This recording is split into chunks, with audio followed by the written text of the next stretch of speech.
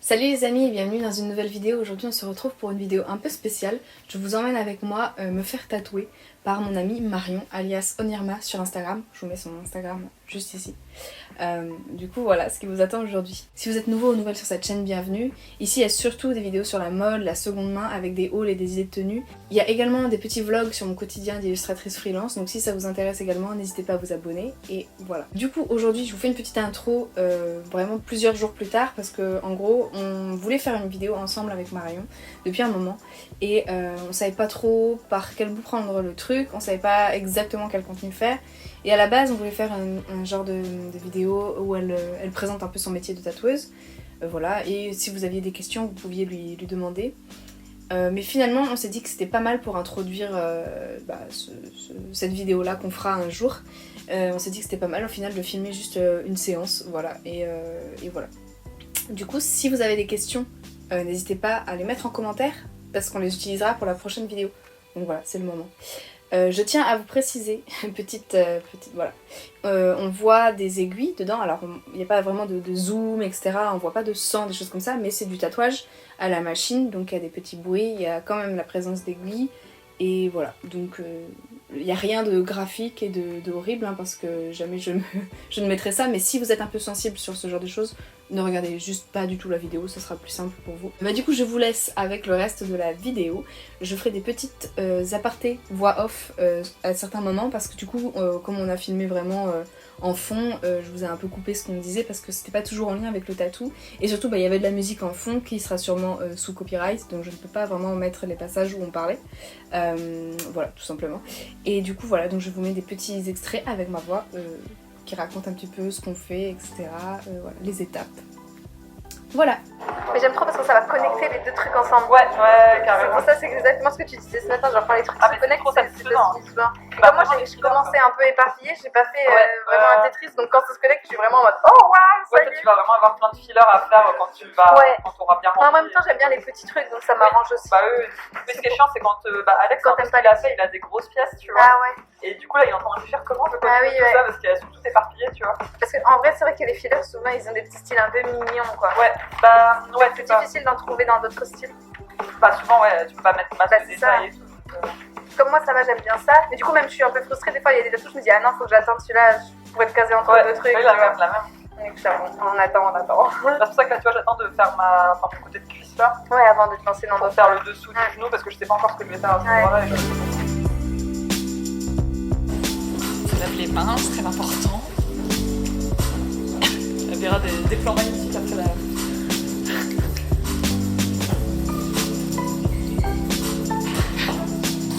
Mais des fois, tu sais, parce que tu fais des petites lunettes et en fait, ça tient quand même moins bien quoi si tu vois bien. Même quand c'est l'intérieur de moi, je rase. Allez, vraiment tu vas avoir des plans, ça va être vraiment genre clownesque. Ça va être incroyable.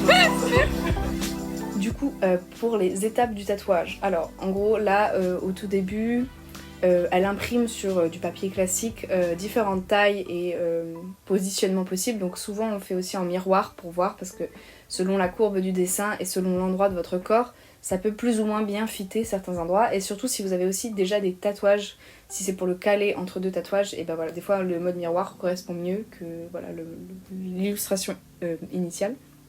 Donc elle imprime souvent 2-3 tailles, ça dépend, là il y avait juste 2 tailles et en mode miroir, donc il y avait 4 options possibles. Et du coup voilà, après on place juste le petit dessin sur la jambe là pour voir un peu comment ça s'emboîte avec les autres dessins d'à côté, etc. Et du coup on choisit comme ça. Ensuite elle jette tous ceux qui sont pas sélectionnés et garde seulement celui qui est bon, et elle va l'imprimer sur du coup un stencil. C'est du coup un peu comme un décalcomanie si vous voulez. C'est comme un petit tatouage très très éphémère, comme un calque quoi. Voilà, histoire d'avoir un espèce de petit tracé quand même global pour après passer par dessus en fait, tout simplement. Voilà. Généralement les aplats ne sont pas imprimés je crois sur le stencil, surtout si c'est des gros aplats parce que ça utilise de l'encre pour pas grand chose. Si vous savez que vous devez remplir la zone, il n'y a pas besoin, c'est plus pour les petits détails, pour les lignes, etc. Voilà. magnifique danse, vraiment. Ah putain, je regardais l'autre jambe parce que pour moi, gauche égale ma gauche. Ah, oui, c'est pour ça que je dis ma gauche. Maintenant, dans le vocal, j'étais là. Je le sais, mais à force de les jambes, t'as la gauche pour toi et là, tu vois. C'était. Ça, je sais pas, mais c'est un choix dans quel sens. Déjà, en termes de taille, t'as une préférence ou pas? Bah, mettre place dessus. Ouais, je sais pas. Taille le grand. Là, cette hauteur-là. En vrai. Bah, après, avant, je me permets. Ouais, vas-y, parce que sinon, vraiment le caler. Comment ça? Bah, c'est sur le. Voilà, parce que. Là, carrément bien calé. Ouais, là, je suis d'accord. Carrément. Mais go, hein, cette taille-là, c'est parfait. Et comme ça, il commence pas au même endroit, si ça va faire une espèce de ligne à force. Ouais. Bah, en plus, je pense que ça va s'aligner avec ça. Ouais, avec la mallette. Ça va être trop cool. Bah, vas-y, après celui-là. Je sais pas, l'autre. La taille. J'essaye, mais je crois que. Non, je crois que je peux faire l'autre. Parce que du coup, il est aligné là à peu près. Mais pas en bas, tu vois. Et puis les tailles, ça passera mieux en plus. Ouais, c'est vas-y, bah, je suis chaud. Donc, celui-ci, je les dégage. Moi j'ai cherché des idées du coup de genoux. Ouais. Parce que moi j'aimerais pas, du coup, comme c'est déjà assez symétrique avec les papillons, je pense que j'aimerais pas remplir mes deux genoux de la même manière. Ouais, je comprends. Du coup j'ai regardé un peu des images et tout. J'ai trouvé des trucs où c'est un peu différent.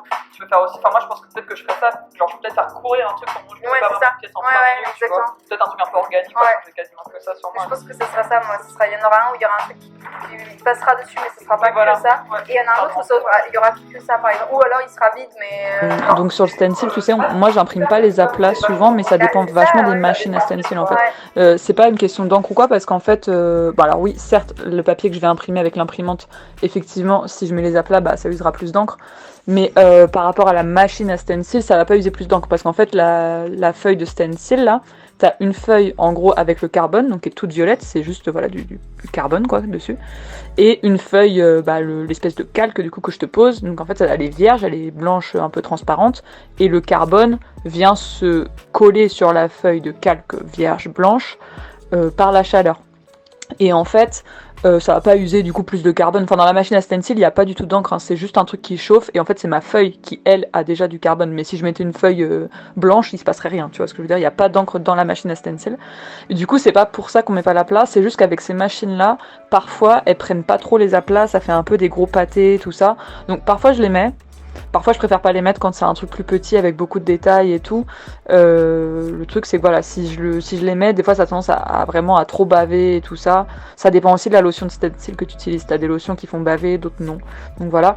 Mais par exemple, tu vois, pour donner un exemple, quand je vais à Frozen, ils ont une autre machine à stencil qui, elle, a aucun souci à prendre les aplats. Donc là, pour le coup, je les mets parce qu'en fait, c'est beaucoup plus pratique pour moi de me repérer si j'ai mes zones d'aplats et tout, tu vois. Enfin, ça dépend des motifs. Là, sur le champignon, c'était pas compliqué, mais il y a des motifs où tu sais vraiment, faut pas se gourer de où tu fous ton aplat et tu peux vite te tromper. Donc, c'est beaucoup plus simple pour moi si je peux le mettre, tu vois. Donc voilà. Donc la raison pour laquelle je le mets pas, c'est pas que ça use de l'encre dans la machine à stencil ou quoi. C'est juste pour pas que ça fasse des pâtés sur ma feuille de stencil, parce que là, c'est des machines vraiment de base, quoi qu'on a. C'est pas un truc hyper sophistiqué qui fait très bien le taf, mais du coup, faut pas trop la surcharger, sinon elle galère un petit peu. Voilà. Ensuite, pour poser le stencil, elle utilise une lotion spéciale qui va fixer en fait le produit. Donc elle met de la lotion. Bien évidemment, ma jambe a été rasée au préalable, etc. pour que en fait le stencil ne s'en aille pas, parce que si ça s'accroche au poil, bah, ça bouge et en fait ça accroche pas du tout comme sur la peau. Donc il faut d'abord raser la zone. Ah, magnifique, magnifique. J'adore que c'est pile scientifique que j'ai les mains vraiment dans Je vous assure, d'habitude, c'est pas tout le temps. Et ensuite, donc, elle met la petite lotion.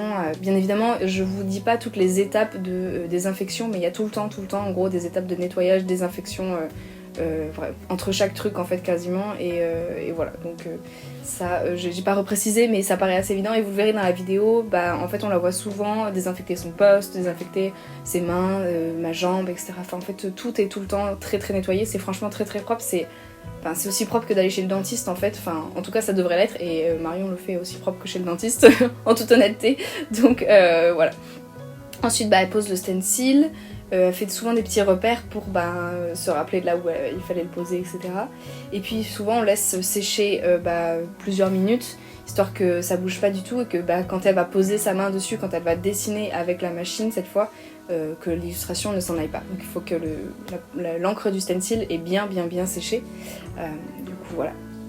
Ensuite elle installe un peu son poste de travail justement pendant que ça sèche. Donc c'est là où je vous disais, elle va tout nettoyer, etc. Tout enveloppé de plastique, enfin bref. Il y a plein de mini-étapes en fait dans la préparation de sa desserte. Généralement ils ont des desserts à roulettes parce qu'en fait c'est beaucoup plus pratique quand ils tatouent. S'ils doivent bouger de zone, etc., c'est beaucoup mieux d'avoir tout sur roulette en fait, tout simplement. Du coup voilà. Ensuite elle décide évidemment aussi de la posture dans laquelle elle va me mettre, donc elle organise son poste de travail en fonction de la posture de la personne. Donc là c'était sur la jambe, donc j'étais allongée un peu en PLS si vous voulez pour qu'elle puisse atteindre ma zone. Du coup voilà, donc elle filme sa table, elle la nettoie. Pareil pour tout ce qui est coussin, tout est filmé et nettoyé. Et du coup voilà. Et ensuite, une fois que la desserte est propre et prête et que ma jambe est sèche et que je peux m'installer sur la table, c'est parti. Généralement, le tatoueur vous demande au préalable si vous êtes prêt. En fait, il vous dit est-ce que je commence et vous répondez oui ou non si vous n'avez pas envie, si vous avez changé d'avis ou quoi. Mais voilà, et généralement on vous demande le consentement. Moi à chaque fois que je me suis fait tatouer on m'a demandé est-ce que je peux commencer ou c'est parti ou enfin plein de questions comme ça. Donc voilà, généralement on vous demande. Voilà, histoire d'être bien sûr, parce que vous avez le droit de changer d'avis. Voilà. Tu veux que j'enlève ma deuxième basket Ouais, tu seras mieux, comme ça tu seras plus. Vas-y, je vais te la à travers la pièce. Attention, lancer de basket. Voilà. C'est pour ça que je sais que je me suis dit, pour ça faire un peu, je veux pas qu'il sursaute.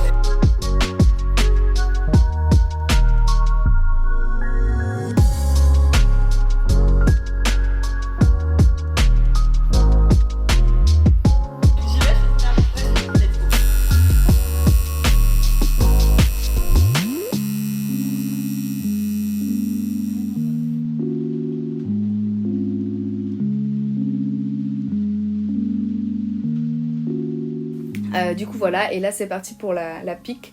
Celui-là était assez rapide honnêtement, je me rappelle plus exactement combien de temps ça a mis, mais je dirais 1h30 je pense, peut-être. J'arrive plus trop à me souvenir, mais je pense que c'est ça pour la pique. Après pour la pause, etc., pour tout ce qui est au début, généralement ça prend une petite heure en fait, voilà, pour tout installer. Et pareil, on vous a filmé un peu le rangement de son poste parce qu'elle le démonte chaque soir. Pour des raisons d'hygiène également, enfin comme ça il n'y a pas d'aiguilles sales ou quoi que ce soit qui traîne, tout est rangé et nettoyé dès le soir même et renettoyé le lendemain si elle a un nouveau client en fait, donc tout est nettoyé quasiment au moins 2 fois en fait. Du coup voilà, mais du coup là on est parti sur de la pique et voilà. Donc moi j'ai pas le détail des machines qu'elle utilise et je pense que ça à la rigueur on pourra plutôt elle vous expliquera plutôt dans la vidéo qu'on fera sur son métier, ce sera plus simple. Voilà, mais du coup c'est à la machine, c'est pas au handpoke et voilà, c'est un peu la seule chose que je peux vous préciser parce que je m'y connais pas assez, mais voilà, je sais qu'elle a utilisé il me semble 3 machines différentes sur ma jambe selon le type de tracé que c'était, etc. Mais c'est à peu près tout ce que je peux vous dire. Du coup si ça vous intéresse, n'hésitez pas à nous le rementionner en commentaire, mais je pense que ça fera partie de la prochaine vidéo qu'on fera toutes les deux, voilà, sur son matériel un petit peu préféré ou des choses comme ça. Du coup voilà, une fois que c'est fini, elle va nettoyer un petit peu parce que des fois y a de l'encre qui est restée un peu à côté de la jambe ou des choses comme ça. Donc elle va nettoyer un peu et aussi elle va laisser poser un sopalin humidifié avec je crois aussi du désinfectant sur la jambe pendant une vingtaine de minutes enveloppé dans du cellophane. Pendant ce temps-là elle range un peu son poste et elle le nettoie. Et en fait, ce petit truc de cellophaner du sopalin avec du désinfectant, ça fait que ça dérougit vachement et ça aide vachement à la cicatrisation. Moi, je sais que du coup, je lymphe beaucoup moins chez moi depuis que... Moi, je sais que quand on me fait ce petit truc-là, je lymphe beaucoup moins chez moi et je cicatrise encore plus vite que d'habitude. Déjà que je cicatrise assez vite, ça va encore plus vite. Du coup, voilà, c'est un petit truc vraiment très pratique, je trouve, pour la cicatrisation. Et voilà, c'est très agréable en tout cas après. Du coup voilà, une fois que les 20 minutes à peu près sont passées, on prend des photos et voilà, en gros ça y est, c'est fini.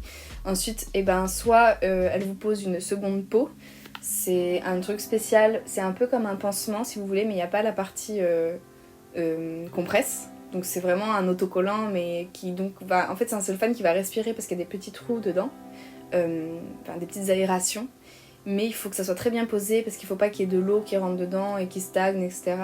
Moi personnellement je suis allergique à la colle, au truc adhésif des secondes peaux, donc j'en demande plus du tout.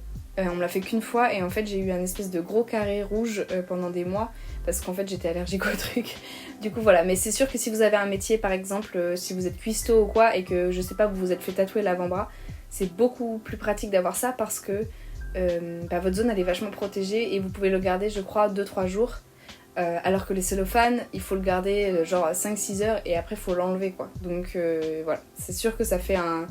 et je dis 5-6 heures max je crois que c'est. Donc c'est sûr que ça peut être vachement utile si voilà, vous n'avez pas pu poser 10 jours de congé pour votre cicatrisation, ça peut aider pour les premiers jours en fait. Et voilà, bon, moi je sais que j'ai pas trop besoin de ça et qu'en plus ça je réagis mal donc je le fais pas.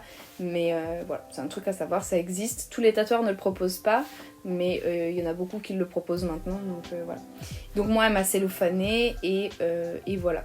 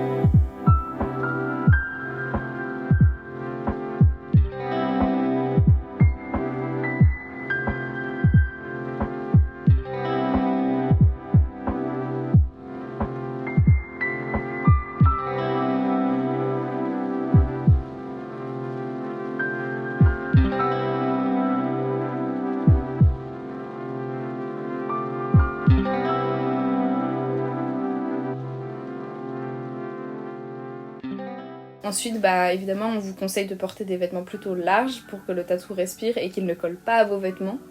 Voilà. Si jamais votre tatouage a collé à vos vêtements, passez votre zone de tatouage sous de l'eau tiède ou chaude avec le vêtement pour le décoller, mais surtout ne l'arrachez pas, voilà. J'ai fait cette erreur une fois un peu et j'avais mis que de l'eau froide et en fait il fallait mettre de l'eau tiède ou chaude pour que ça décolle sans arracher.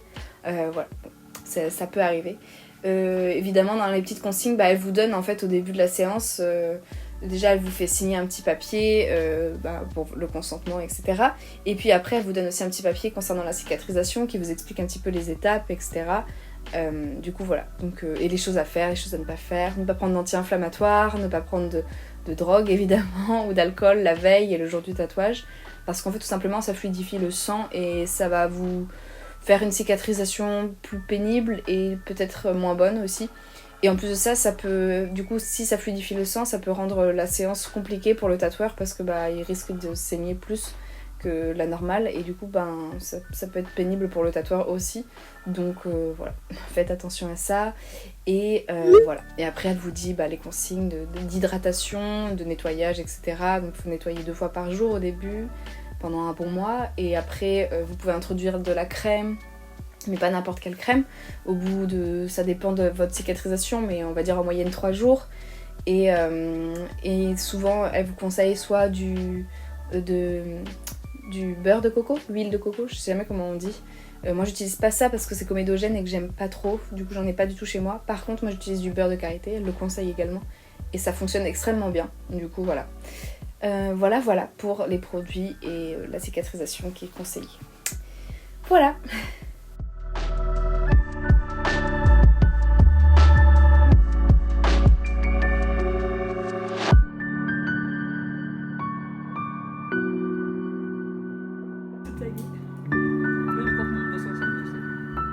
De ouf, vous pourrez faire une collab, c'est bon. Bah ouais.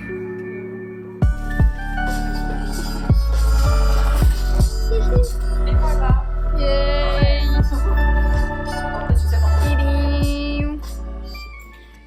Bon voilà, c'en est tout pour cette vidéo, j'espère que ça vous a plu comme type de contenu, c'est un peu différent d'habitude. Voilà, si ça vous a plu, n'hésitez pas à mettre un petit pouce en l'air, un petit commentaire, et si vous avez envie et vous avez des questions concernant le métier de tatoueur, il n'y a pas de questions bêtes, n'hésitez pas à y aller, franchement ça peut être est-ce qu'on t'a déjà demandé un motif tribal, ou alors combien de temps ça a mis pour trouver un apprentissage, enfin voilà. Il n'y a pas de questions inutiles, on sera ravis de répondre à toutes vos questions, enfin c'est surtout elle qui répondra, moi j'avoue que voilà. Après si vous avez des questions pour les personnes tatouées, je pourrais également y répondre, mais si c'est par rapport à son métier de tatoueuse, ça sera elle qui répondra évidemment. Et voilà. Donc si vous avez des questions, n'hésitez pas à les mettre en commentaire. Voilà, ça nous fera très plaisir de vous lire et de vous répondre dans la prochaine vidéo. Voilà. En attendant, prenez bien soin de vous et voilà. Bye!